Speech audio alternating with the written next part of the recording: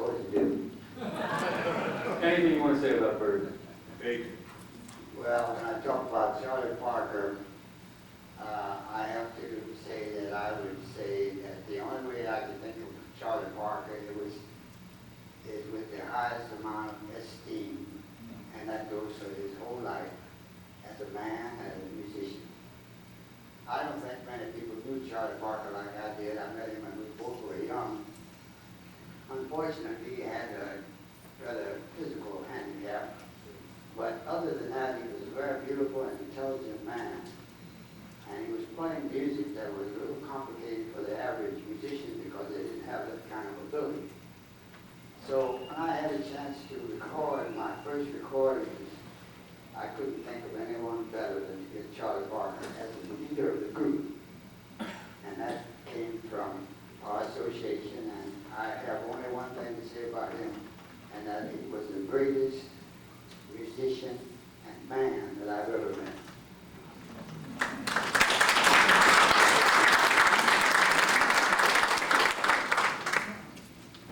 Well, I concur with that. He was the greatest. And, I can tell you a million stories. Let me just tell you a short thing. He had a very commanding presence, you know. And you've seen the film Bird. Good film. What's his name that played the part of Bird has a high-pitched voice. And Bird had a very low voice. He had a very deep voice. Very, down there like that.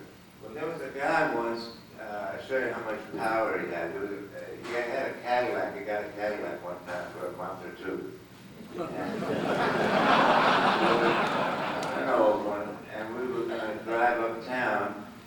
And there was a guy who used to hang around Birdland who was called Dudley Watson.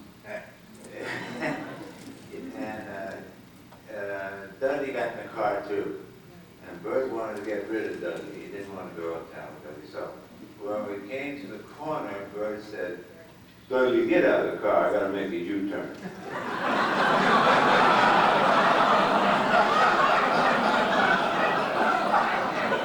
Got out of the car and we continued on.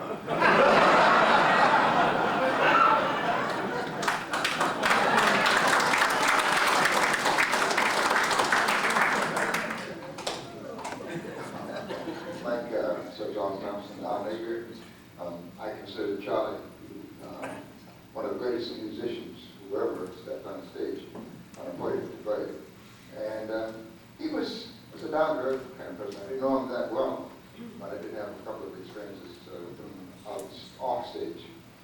We were walking down Broadway one day, and those of you who know you're in New York probably remember the Sprang Theater. It was on the west side of Broadway.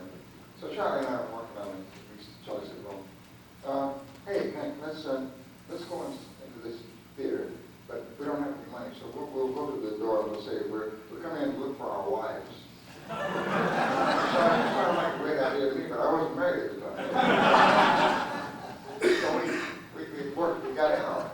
But then, when we got seated, I noticed that all the attendants, the ushers kept converging on us, giving us the eye. And I said, well, Charlie, maybe we better leave this time. So we got it. Nothing ever happened. I wouldn't recommend that to anybody. It was a foolish thing to do, but it seemed like a lot of fun at the time.